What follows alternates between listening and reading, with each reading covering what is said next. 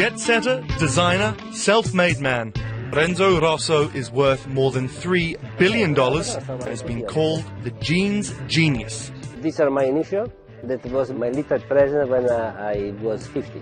Now 58, Renzo has built an empire since sewing his first pair of bell-bottom jeans as a young boy. He still considers himself an outsider, but he's at home here at Diesel's headquarters in northern Italy. L'America un po' ci ha criticato all'inizio, mi ricordo sempre il Wall Street Journal che l'Italia had come to sell the denim in Renzo launched Diesel in 1978, but the turning point came in the mid-80s when he launched his signature stressed denim look. It was a huge success.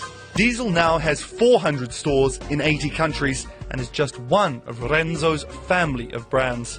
This is the date that I arrived, my first day that I'm sitting on this place. But he has no desire to become like the French fashion behemoth. Renzo's always looked to bring in fresh young talent. Nicola Formichetti was formerly Lady Gaga's personal designer. Now he's Diesel's artistic director. How did you guys meet? On the dating site. On the party. Renzo knows to keep Diesel cool, needs to step back and allow young talent to come forward. So I was showing them the... He says it's about finding people to replace his foolishness. Well, finito. Angus Bennett, Bloomberg. You made your first denim at 15, you had a business of rabbits at 10. Started your journey in fashion with your mother's sewing machine at the age of 15. What inspired you as a 15-year-old child to do that? I studied how to run how to work in the fashion industry. This school was really incredible because after 5 years, really you can go to do any kind of job inside a fashion company and you are able to really do something. And so I learned there how to make shirts or t-shirts or trousers, and so I learned also how to make jeans. I was very much in love with denim, and I created this pair of jeans that was so different from the existing, so very wild, very flare, very low belt, and it was an incredible success. All my friends loved, and thanks to this, after I started to making at the night, working at home, and then doing the jeans for my friend, and there is the beginning of my success.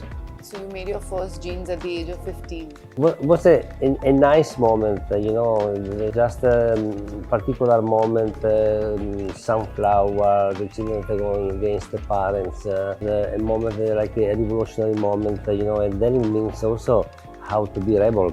And this is why I come in love with denim. And for the first time my mother, I was 12, she bought to me a pair of jeans. I came totally in love with this product. You always have a dream of having No, my dream was just to do something a little bit more of a normal workers. I remember when I was like 10 years old, for example, I started to have a production of rabbit.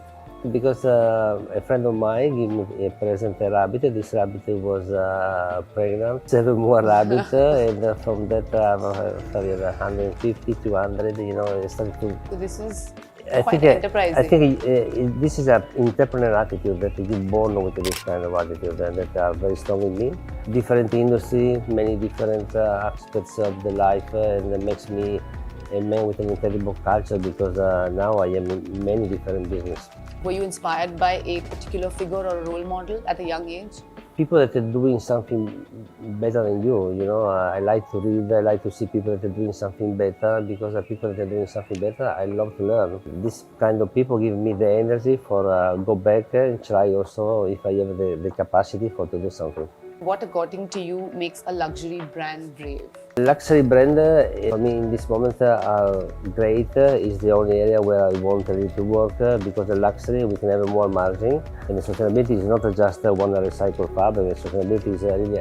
A few years ago, the brand was 35 years old. And after 35 years that I run in this brand, the brand started to become a little bit tired. And also for my fault, because I started to investing in other brands, in other company. So I becoming more an entrepreneur of a group that are not just an entrepreneur of one single company. And I feel at that moment was the time to refresh the brand, to give a new energy. And now we have redone this process. We rebuild up the brand. It's becoming more premium. We cut all the distribution that was not in line for who we want to be. And now we start to see again the coolness.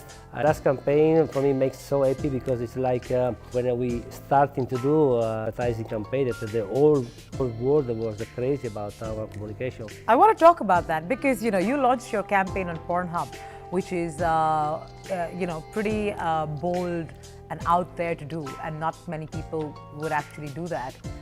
What was your motivation to launch your campaign on Pornhub, and what was the response, and how did it translate for you in terms of, let's say, brand recall, imagery, and bottom line, which is sales? It's not a crazy idea. It's just to see the reality of the market, because today go to the porno channel is the way that today young people doing sex at the night.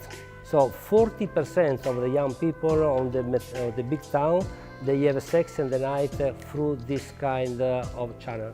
It's just to be there where are the consumers. It's not that we go in there and we do a porno advertising. We're there with our face, with our simplicity, with our lifestyle. So we don't change our advertising. We just there like a channel where the communication, the population today is working for us. Right. So do you think that campaign, placing it on Pornhub actually helped Diesel? Of course, we gain incredible respect, and we see drastically increase 30% of the sales. Everything, how to run an industry, how to do business, the way to think, the way to be with your employees.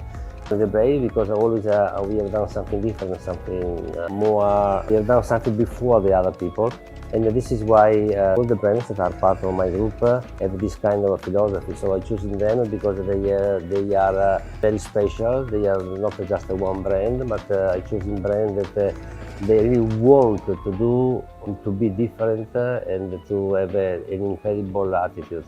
Diesel delivered a lot of standout moments on the runway lately, be it exhibiting the mountain of condoms or having the world's largest ever blow-up sculpture. What was your thought process behind creating these innovative and viral moments? This is the way that my new creative director is like to develop the brand, because Diesel always when have done communication super different from the others, like I told you before. And so Glenn bring this way to be brave with his character. So for example, the condom is a way to be in contact with the consumer, to give also a social communication to the consumer, because sex is great, but kids sometimes don't really pay attention about, and so we want also to be close to the social problem. Do you seek out such viral moments when you're launching a new collection? Is this your vision when you're launching something new? But me, I am very lucky because I can work with many creative directors, because with Marcella I have Glenn, in Marni I have Francesco, and all of them are different. All of them give me different opinion for the same contest. And at the end, I can have my own opinion. And that's great, that's fantastic. So with this kind of culture, I can really approach after my direction with them, when I'm working with them, with a more complete vision. What is next for OTB? Next for OTB is to become a public company, work much more together, and I think that can be my goal, my final way before to pass to somebody else the company. To be alive today, you really feel you never stop, so you can never go down. And the fashion business is unbelievable because every 6 months you have to prove that you have still a good choice for them. And then, and this is why you're running faster. You pay attention to everything to do the best that you can for your brand. Business is very different today than before, because today you can deal really globally, and after the company start to grow, the collection start to become not only denim, start to becoming a real collection. From men's we move to female, and after to accessories, bags and shoes, and after children's wear, and after we move to the home concept. Now we have furniture, lamp, kitchen, textile for home. We're doing perfume, shades, so it's become really a global brand. So it's not just one product for one place. It's a product for all these beautiful people that are dreaming to wear diesel every day. A few markets are doing very well. Brazil, we're doing fantastic. We have an incredible reputation, high status for diesel right now. And Russian market is doing really also great, fantastic. I think these two markets are incredible, but the biggest market to develop for every brand is China today.